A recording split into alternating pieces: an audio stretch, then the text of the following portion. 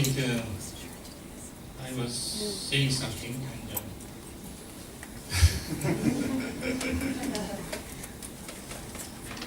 so I will just finish in 5 minutes what I was going to say, and then we can start discussion.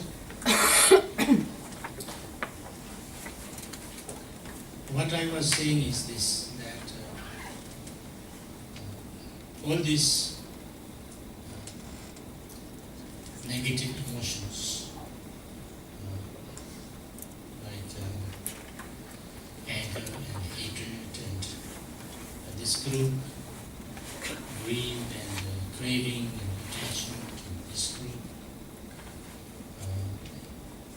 then jealousy and envy and this kind of group, then arrogance and too much pride and this kind of group, and even kind of too much ignorance from the point of view of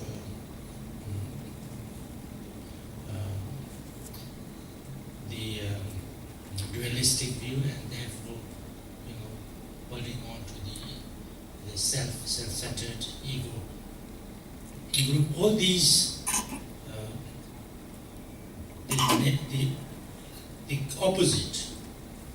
the opposite is not different things, but one thing: compassion.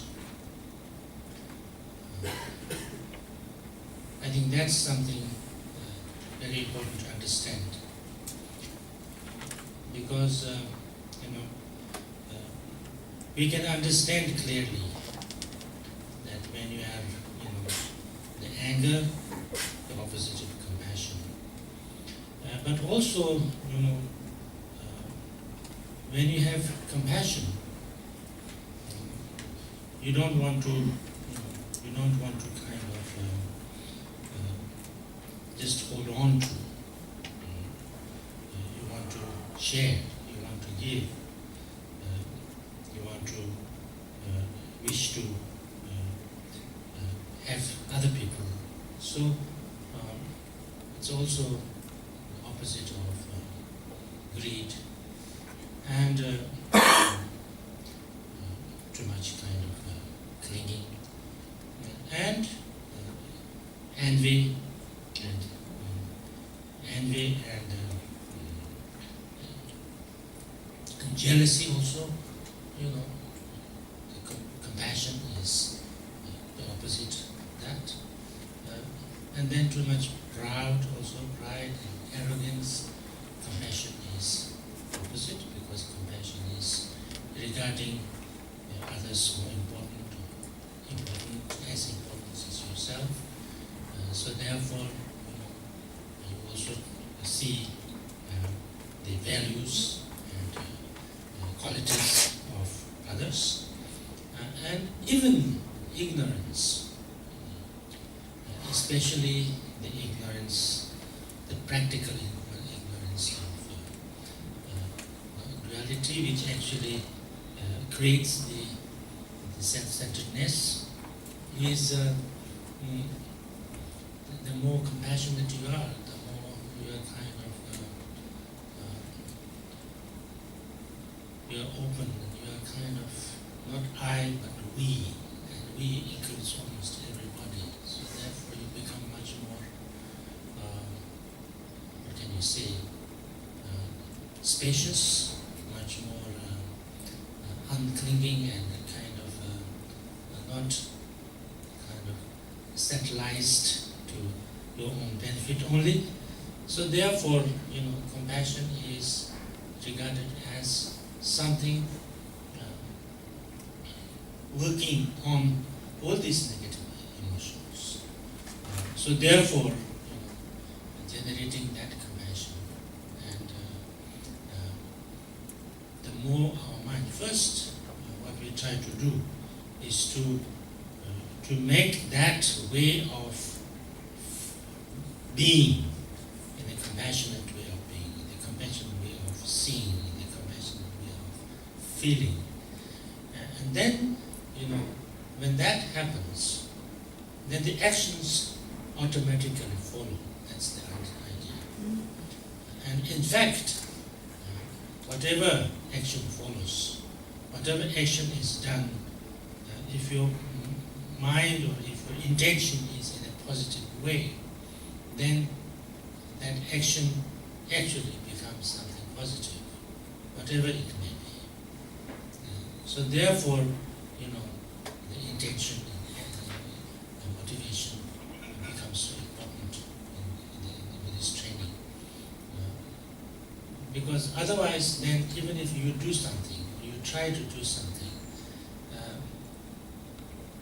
you try to do something good or try to do something positive, but when you're, why you do it, or the intention to doing it, or the agenda behind that becomes too much kind of emotional, too much selfish, too much, small, one-sided, then, whatever you do, it doesn't become totally pure or compassionate. So that's why the training our mind first is regarded so important. That doesn't mean that we do not act at all. I think sometimes maybe it is kind of there is this perception, and I think that the Buddhists, they only talk about compassion, and then others, they do things. There is some like that. So Buddhists, of course, need to do something and also act. I think it's very important, because then otherwise then they have to start this. And then nowadays, there's one in Ireland, not Ireland, in Thailand. I don't know whether there's other places, but they call it, what do they call it? No.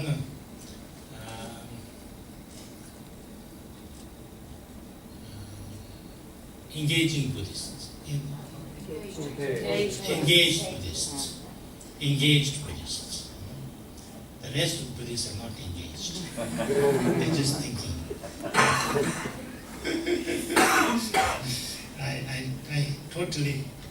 I didn't like this at all, engaged Buddhist. I know the founder, he's very, very nice. He's very, very good. He's so nice person. But I like the idea, because it sounds as if the rest of the Buddhists are not engaged, and they're just doing nothing. Maybe it's true. Maybe it's true. But it has this perception. So if you're not engaged, then why, why?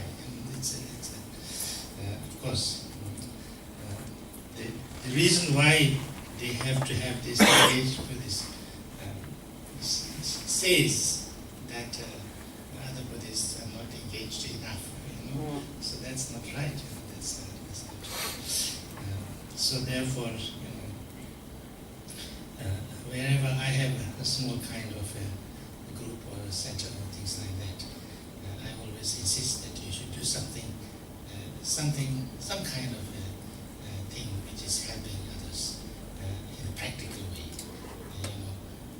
Otherwise, it doesn't sound good enough. So they all have some projects, and so that's what I was trying to say. And now I can stop, and if there's any questions. Yes. Is there a microphone? Yes. Yes.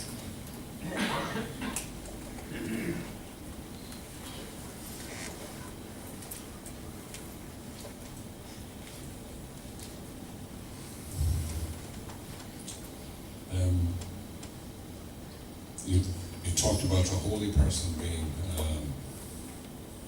somebody who practices loving kindness. Yeah. I'm just interested in, where does enlightenment? Unselfish. Yes. Where does enlightenment come into that picture? You know, is a holy person necessarily enlightened or not enlightened? Is that important in that?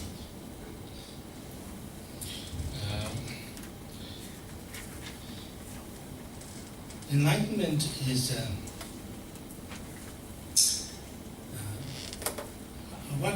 how would an enlightened person look like?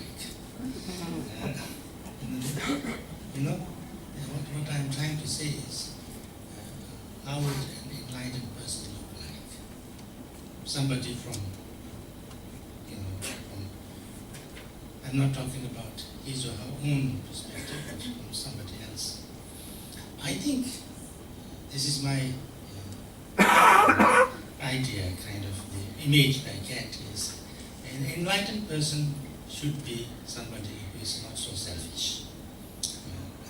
Yeah? If he's selfish, then I assume, I think it's not, at least from Buddhist point of view, he cannot be enlightened. Yeah? If he's not selfish, if he's selfish and he's angry, then he cannot be enlightened. That's the idea.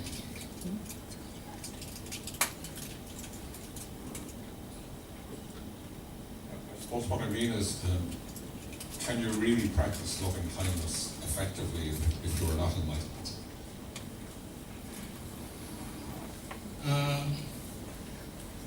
I think so, because it's loving kindness first and enlightenment later. I think it's not that enlightenment. Of course, if you are enlightened, then maybe, I'm sure you have lots of loving kindness and compassion that you don't need to practice it there, because once you are enlightened, then there's no need to be selfish. But practice of loving kindness and compassion is, I think, the direct, almost direct way to enlightenment. And that's what Buddha says, and that's what the Bodhisattva way said. Once, if you have the compassion, then you have bodhicitta, and if you have bodhicitta, you're bound to become Buddha. You're bound to become enlightened. So that's what connection.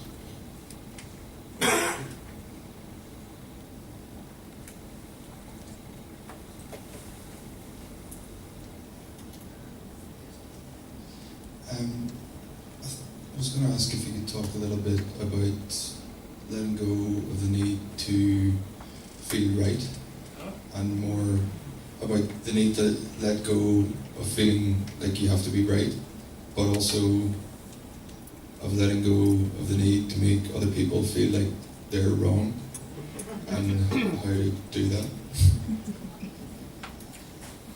Need to let go of that I'm right. Yeah. How to let go of the need to feel like you're right and other people are wrong. I don't think you need to do that.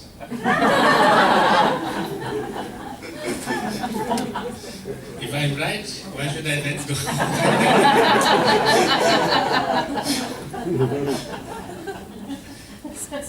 Yeah, but even you don't need to feel too kind of,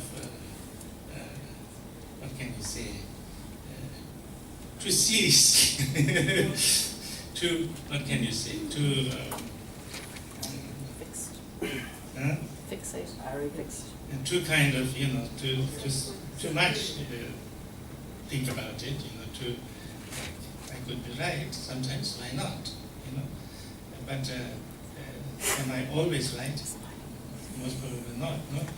so I don't have to kind of let it go into my head that if I try to once or twice. But there's nothing wrong. Yeah, there's nothing wrong.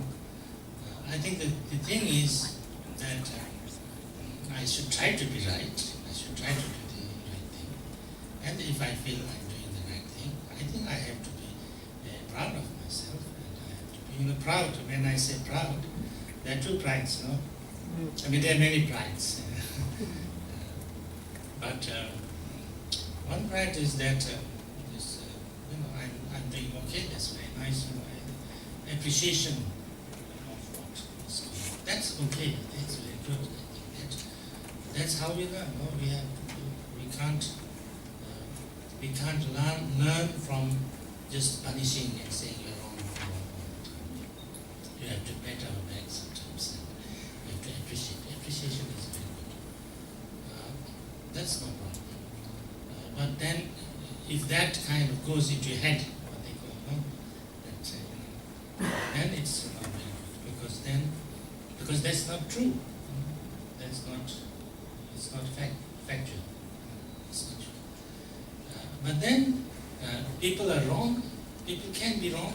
People can be wrong, but they don't realize it's wrong. People can be wrong,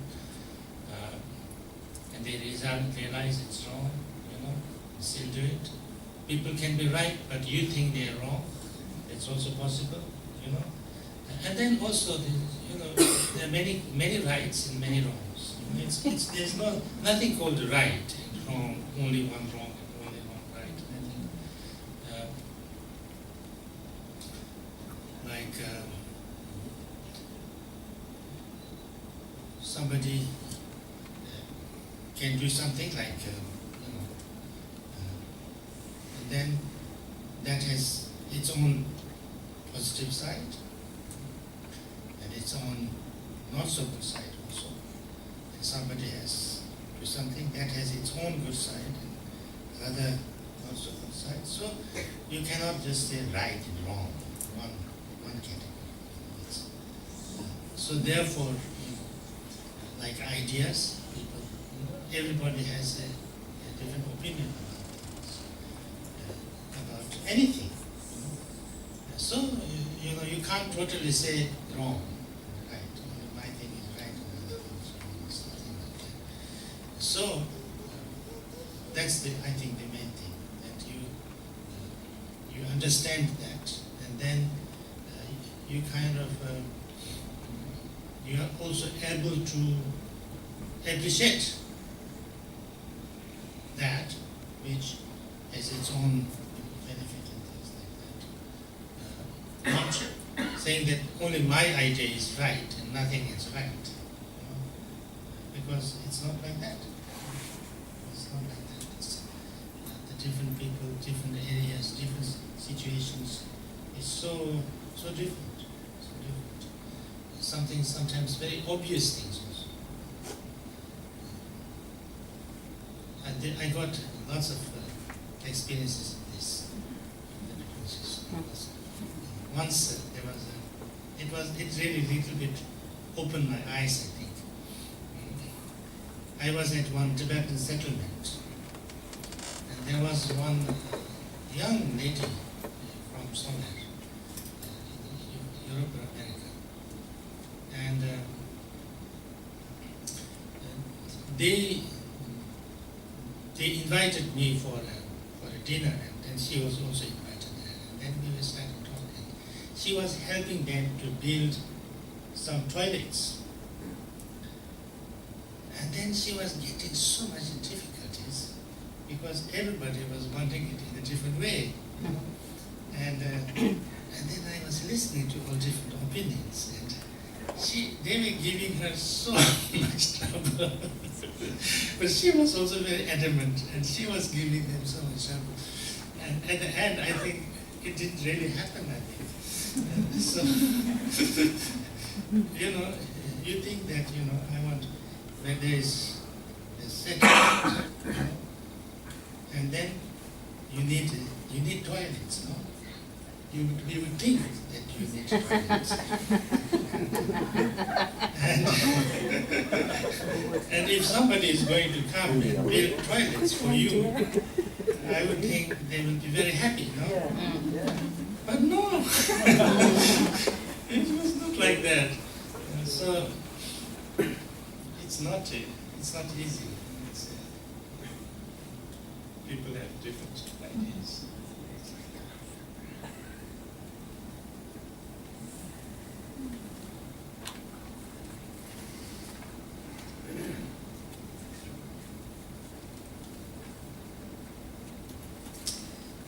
question regarding situation which often happen at work. When there will be group of people who are lazy and who just don't care simply, so this attitude has a big impact on the other one who cares because they pick up their job, their work. And then the common conclusion is just to show that you care and you are good because you end up doing work for half of the team. So what would be the advice about behavior regarding this kind of don't care attitude of others?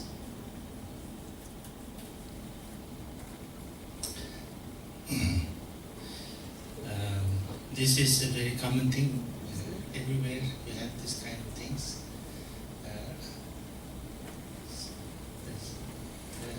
Somebody would be thinking that, I mean, this is, this is especially strong in India. Especially because, I don't know about Ireland, but the rest of the Europe, it seems they're very hardworking. Seems to be everybody hardworking. I was so impressed by the Germans, actually, in this matter. Recently I had to go to the offices and things like that. And the board says the office will start at 8:30. It starts at 8:30. In India it starts 10 o'clock. It's 8:30. But by 8 o'clock, everything is functional. Everything is functional. So they come before 8 o'clock. 7:30, everybody comes. And then they start at 8 o'clock. And I says, why it starts at 8 o'clock? It says 8:30. They say, oh yeah, this is normal. They always have to come before half an hour. But they have started 8 o'clock. Yeah, but they usually come 1 hour before. That's what they say. Okay. When do they leave then? If they come early, they can leave early? They say, no, they have to stay at least 1 hour more. It's not, it's not the rule. The rule is from 8 o'clock, 8:30 to, I don't know, 5 or something, 5:30, something like that. But actually, if you don't come earlier than that, you're not considered a good one. And if you don't stay longer than, you are not considered a good one. So actually you end up doing like, and everybody, it's kind of normal, it's like that. But in India, it's not like that. It's not like that. It's totally the opposite. So nobody comes before time, even 1 minute. If one comes, then everybody will hate him. Because then you think that you are, what are you trying to prove? You are being a chamcha. Chamcha means like a spoon. Put liquor to your boss or what? So you want to tell that we are all not working or what? So things like that. And then usually people leave before it finishes. Because they say, oh, the weather is bad. Oh, there's lots of traffic. My child is sick. So by 3:30, nobody's there in the office. So it's like that. So nobody works. So if somebody works quite hard, they don't like it. They don't like it. So therefore, sometimes people who want to work really have to pretend not doing too much also. And I know this because I've been there. And then if you are, if people are criticizing their boss, you have to be there and kind of, agree with them. Or, things like that. Otherwise you will be totally, mocked. So this kind of things, I think, many places there. But many places,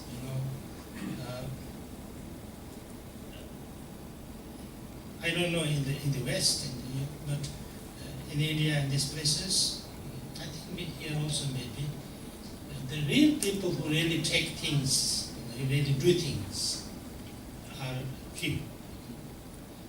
There may be a group of people, or there may be an association, or there may be even a Buddhist center, There may be lots of members, but actually those who really do things completely and all together are very few. So only few people, 1 or 2 people, 3 people, they hold and they do things. And then they are not appreciated very much. They are criticized because they think he's bossy, he's dictatorial, he's like that, and this is how it. This is the way it is.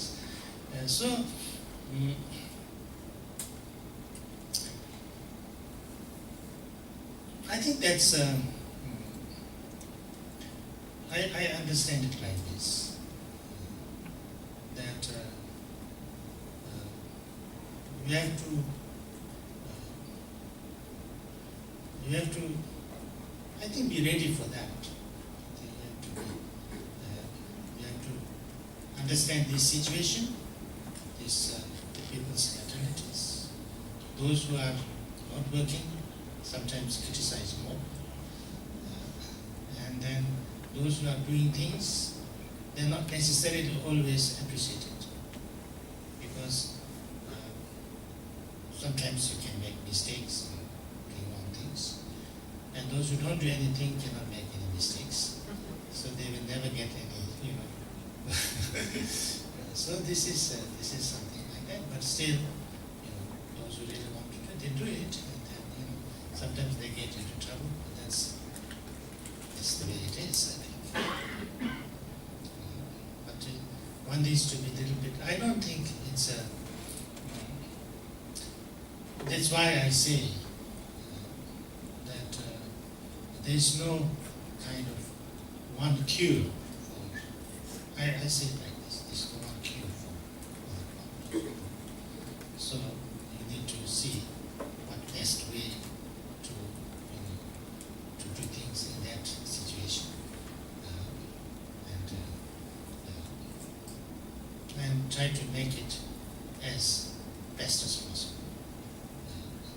I think sometimes I found that personal relationships is very important things. Sometimes people would think that if I'm good at my job, that's it. If I do my job very well, that's it. But it's not always like that. You might be doing your job, doing very well, but it's all about people. People. So the people are important. So therefore, what kind of signal you give to the people, what kind of impression you give to the people, what kind of relationship you have with the people makes lots of difference, I think.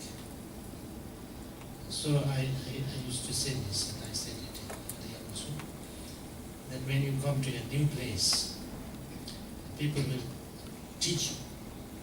Everybody will teach you. And even if you don't, you know about it, you know everything, and you know maybe better than them, you have to learn it. You have to be willing to learn what they teach you. And then you become their friend. Then they'll accept you. Oh, she might want her, so she's okay. Otherwise, then they hate you because this person doesn't want to learn. They don't think. They think you are a new person, and therefore must learn everything. They don't think that you have learned other places also. People somehow in this stage. So when you are new, everybody kind of treats you as if you are just coming out of the kindergarten or something like that. So I think this, you need to understand the people, the mentality and things like that. I found this, maybe it's different from place to place, but I found this very important to kind of, to communicate and understand the people there and have a positive relationship with these people. Then it is easier. I think it becomes easier.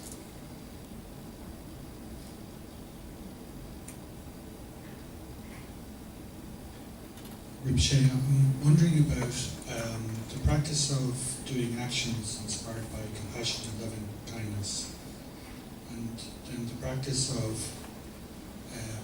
recognizing or being aware of the innate qualities of compassion and loving kindness that we have, and how that might be related to unlimited versus limited versus unlimited, or conditional versus unconditional, or measurable versus immeasurable. Is that relationship valid? Can you put it in another way?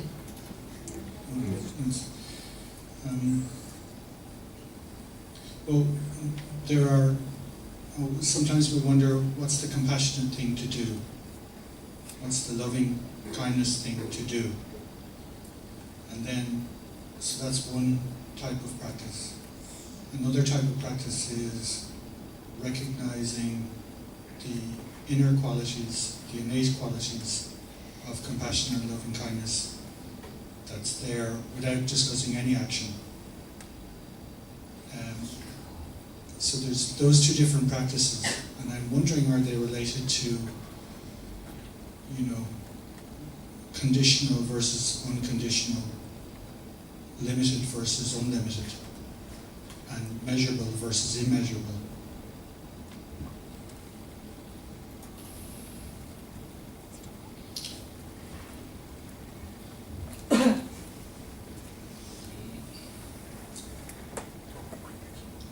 I think it is like this. First, kind of compassionate or kindness, loving kindness, or compassionate person, or your personal kind of general, you can say, way of being. General kind of motivation, general, you wish well, you are kind of trying to be a little bit nice and kind and concerned about people, and try kind of, whatever you are doing, you are trying to make it good, helpful to others. That's the attitude. That's the first thing. Now, how measurable or immeasurable it becomes, that's, I think, up to the person's development. You can have a really, how developed that compassion is, how strong that compassion is, how, kind of unbiased or boundless. That depends on person to person at what level. Now, talking about taking a particular action, that I think is, of course, the first motivation is important. If the motivation is kind of doing something good, not harming anybody, not helping something, that can be good. There can be many people who don't agree on what to do, can all have good motivation. Now, how to do that in the best way, or one of the best ways, that's something which is, which is based on the opinion, or based on individuals' things. I don't think there is one way. I don't think there is one way which is compassionate and one way which is not compassionate. And now this depends on person to person's kind of so you might want to do it one way, another person might want to do it another way, and both can be compassionate or both can be nice. Now that's why two good people, three good people can have different opinions and can have difficulties to work together because you have different opinions, how to do things. And now, and I think it's also true that there's no one right thing. If you did your way, maybe it's good in certain ways. If you did another person's way, it may be also good in certain ways. Another person's way, it may also be good in certain ways. So you cannot never say really that there's only one good way. This is the only good way. So therefore, you cannot. That's like that. Now, how to do, what to decide. There, I think that's where how to work together comes into play.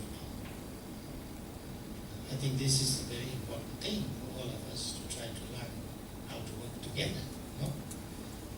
Now, how to work together is not an easy thing, especially for strong people, especially people who have good motivation and strong kind of opinions about things. They don't agree.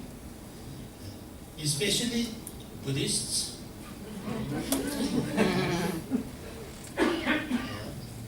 Especially Buddhists in the West. I think I know why. Because the Buddhists, the people who come to Buddhism in the West are independently thinking people. If they were not independently thinking, they would be following their traditional way. They would not come to something different. They were doing the whole thing, as they were doing, their fathers were doing, their forefathers were doing, and things like that. They would not.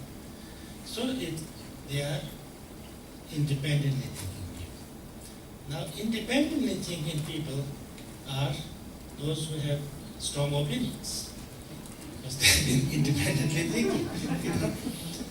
Now, if they are independent thinking and they have their own ideas and things like that, and they are valid, they have their own strong positive, So therefore, if lots of them are put together, they don't need to agree, they not necessarily agreeing on everything. And so they would, you can understand. So it's like that. It has, I think it has, it's reason for that. It's reason for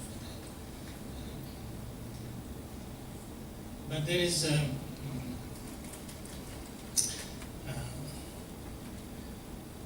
I was discussing these things with lots of people because,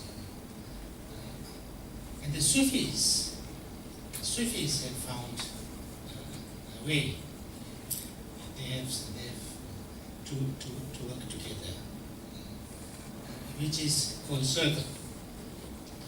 And I was talking to some Sufi people who have been using this in their, and I found it very interesting. I found it very useful. I also experimented a little bit with some people that seem to work. What you do is like some people want to work together. It's for the Dharma Center or for whatever. All the people sit in the circle.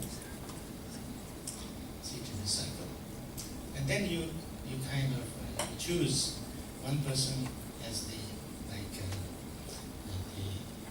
master of ceremony, conductor, and another one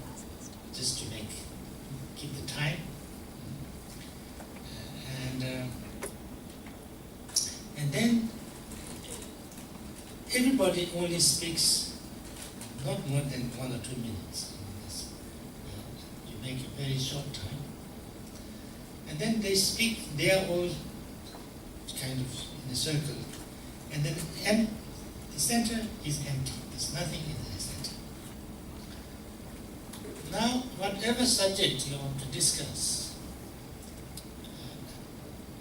now everybody, first they try to find out the purpose, what why they do this, the purpose.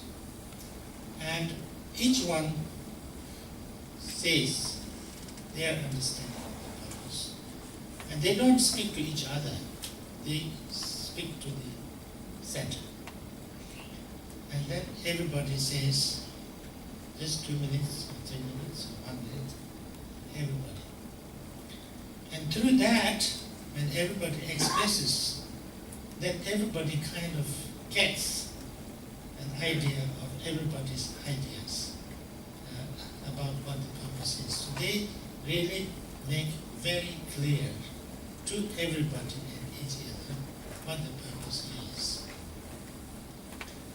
So once the purpose becomes very clear to everybody, then they start to discuss what actions to take on this for this purpose. And then also everybody speaks, everybody. And then when they decide, they come to know what are the actions they want to take. And there's a kind of general understanding. Then they try to find out who wants to do what. So everybody like this goes on and on and on. It takes a long time. But at the end, there is some kind of a consensus emerges. Because, most of the time we are discussing something, but sometimes we don't know what each other thinking. I might be thinking something else, and you might be thinking something different. Even the main issues, so there is a difference between us, but we don't know what is the difference. And so therefore it's like, it doesn't meet because, I don't know exactly what you are thinking, and you don't know exactly what I'm thinking. But we think we are thinking same thing, So everybody expressing what they think and what the objective is and what the actions are and what the action, the things they do. If everybody knows and everybody expresses, it's a kind of education from each other. So therefore it becomes very transparent and lots of good things emerge out of it. And then, because they're not talking to each other, there's no argument. There can't be any argument because you're only talking to. So nobody comes into the center. That's the most important thing that the conductor has to see. Because everybody wants to come into the center. And then it becomes, when I become into the center, then, it becomes that's how the conflicts happen. So everybody remains but they're not the center. So then, and also it's a practice. It's, I think, a very good practice because that way you kind of, you are part of a circle, but you are not the center, and you are one of the chain, or one of the, and you also need to listen, you also need to express, you also need to participate, but you are not, the one. So this way seems to work very well. I was very happy with this. I need to learn more, but they told me that they will come and train. Yeah, but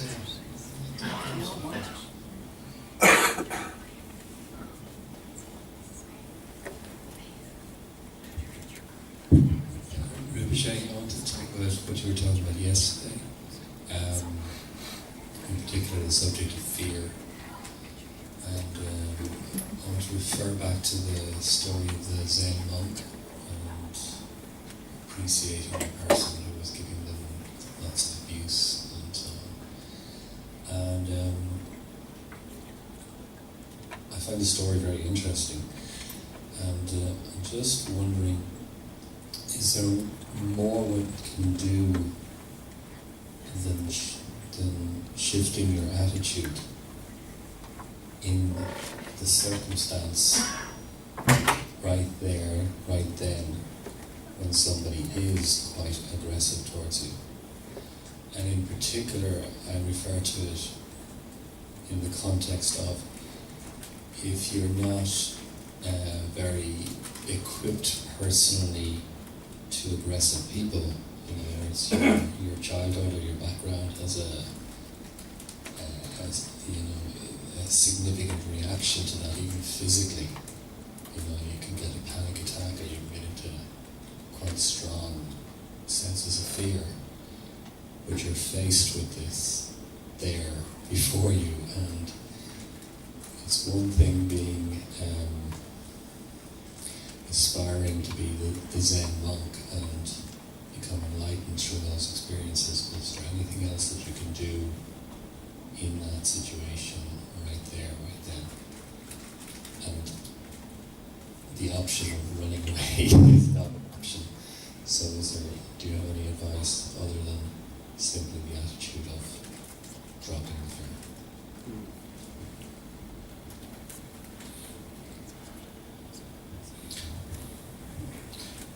You know, there are this kind of situations. You know, there are lots of situations like that. That you are in a situation where you get, you can say aggression or abuse or whatever, you know, and it is not an option to run away. But you have to make sure that you are not hurt, because if you are hurt too much, then you get you don't function well. For that, I think I told already.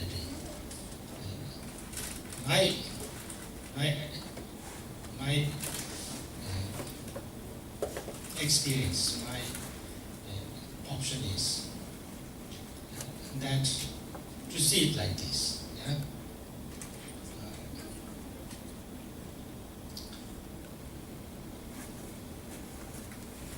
I think I would say accept. And when I accept, it's like this. So when I'm in India, like in Delhi now, it's very, very hot. It's very, very hot. It's so hot sometimes that you put the egg in the road and it will be cooked in 5 minutes. In the middle of the day, it's a room like this, and there's a kind of box made of metal, you touch it, it will burn you. But when you are there, now what you have to do, you cannot say that it is too hot. You cannot complain to everybody because it doesn't work. No? So what you have to do, you just have to, okay, if you fan, okay, you put your water, okay, you can, whatever that you can, but then you have to accept it. There's nothing you can do about it. So there are other, all these different kind of situations you can get in where you just have to accept. There's nothing you can do about it. You just have to. So what you have to do is, usually, you like. But also, this is a very important thing, I think. In India, there are lots of dogs barking. And many people who come from the West, they don't get sleep because the dog is barking all night. Now, what to do? Now, for us who are living there, what we do is, we say, okay, the dog's barking, that's normal, that's okay.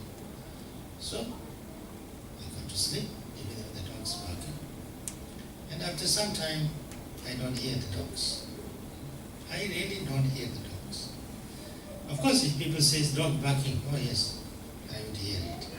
But unless I listen, I wouldn't hear it. So there's possibility to, to take things, to accept things in such a way that it doesn't necessarily hurt you. So therefore, what one needs to do is, like, if somebody is like shouting at you all the time, saying bad things or something like that, maybe your boss, maybe your parents, maybe your wife, sometimes possible. Then what to do is to let this come from here and go from here. You say, he's like this, he's like that. He's like that, he's just like a dog barking. I have to concentrate on what I'm doing. Let him bark, If I can adopt that kind of attitude, I think after some time I don't mind too much. When I don't mind too much, then I think he even stops saying things, because when somebody shouts at you or says something, if you mind, the more you mind, the more satisfaction they get of saying it to you. If you don't mind too much, they have no satisfaction. Why say it? I found it this way is sometimes useful. You can try it, but and relax yourself. Relax yourself. So it's kind of course, if you have another job or another thing that you can do, that's another way. That's why not. It's another. You don't have to suffer. But if there is no option, or if there's no situation like your parents, for instance, or your wife. Maybe you can change your wife, but you cannot change your parents. So then you have to do like that. Okay, I think we have to. The lunch is waiting.